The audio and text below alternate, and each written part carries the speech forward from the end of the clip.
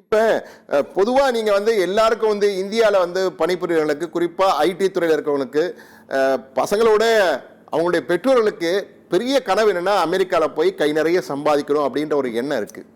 உண்மையிலேயே அமெரிக்கால நீங்க போன காலகட்டத்தில் நிறைய சம்பாதிக்க முடிஞ்சது. இப்ப இந்தியாவிலேயே நிறைய சம்பாதிக்க முடியுது.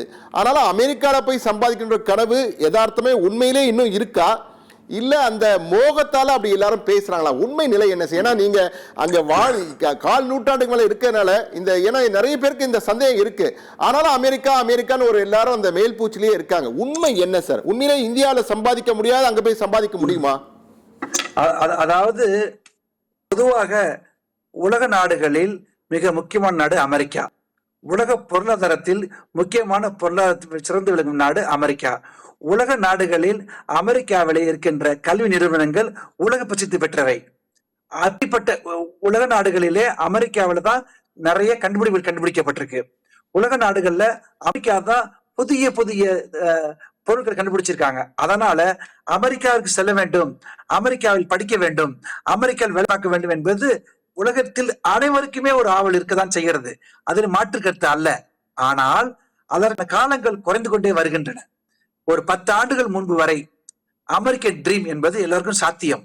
ஒரு படித்த மாணவனோ படித்த மாணவியோ முறைப்படி விசா வாங்கி கொண்டு அமெரிக்கா நல்ல வேலைக்கு சென்று ஒரு வீடு வாங்குவதோ, கார் வாங்குவதோ, பெற்றோர்களுக்கு நிறைய பணம் அனுப்புவதோ, ஒரு யதார்த்தமான ஒரு நல்ல வாழ்க்கையை அமைத்துக் கொள்ள முடியும்.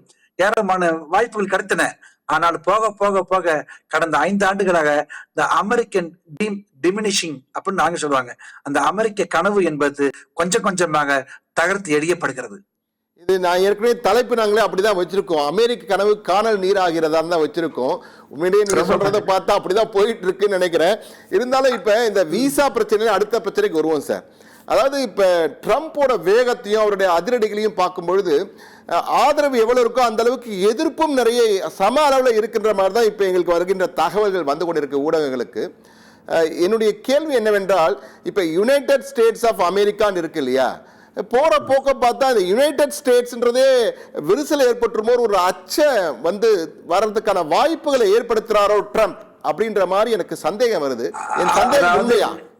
நேற்று உங்கள்ட்ட பேசும்பொழுது ஒரு அச்ச உணர்வு இருக்குன்னு சொன்னேன் இல்லையா, அது இன்னைக்கு ப்ரூவ் ஆயிடுச்சு. ஏன்னு கேட்டீங்கன்னா, இப்போ நான் உங்களுக்கு சொன்னல, குழந்தை பிறந்தா அந்த பொண்ணுக்கு சிட்டிசன்ஷிப் கிடைக்காது, பையனுக்கு கிடைக்காதுங்கிற வருத்தம் போச்சு பேரண்ட்ஸுக்கு ஃபர்ஸ்ட். இரண்டாவது, H1B விசா இருக்கு இல்லைங்களா, அது அங்க இருக்கிற அமெரிக்க நிறுவனங்கள் 3 ஆண்டுகள் கழித்து இன்னொரு 3 ஆண்டுகள் உங்களுக்கு கால நீடிப்பு கொடுப்பாங்க. அது இனிமே கிடைக்கிறது கஷ்டமா போயிடும்.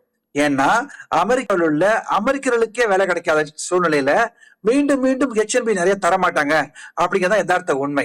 அதனாலதான் கனவுகள் தகர்ந்து வருகின்றன.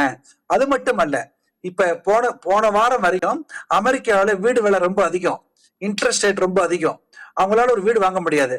அமெரிக்கன் ட்ரீம் என்பது கை நிறைய சம்பாதிப்பதும், அழகான வீடு வாங்குவதும், அழகான கார் வாங்குவதும், இதுதான் அமெரிக்கன் ட்ரீம். அந்த ட்ரீம் கொஞ்சம் குறைஞ்சு வந்த காரணத்தினாலதான் மோடி சொல்லி ஜெயிச்சு வராரு. யாரு? ட்ரம்ப். இங்க மோடி சொன்னது போல. அப்ப ட்ரம்ப் ஜெயிச்சு வரும்போது நான் இந்த பொருளாதாரத்தை மாற்றுவேன் அப்படின்னு சொல்றது, அந்த பொருளாதாரம் மாறப்படும் பொழுது அது அமெரிக்க மக்களுக்கு துணையாக இருக்குமே ஒழிய இந்திய மக்களுக்கு பெரும் பலமாக இருக்காது.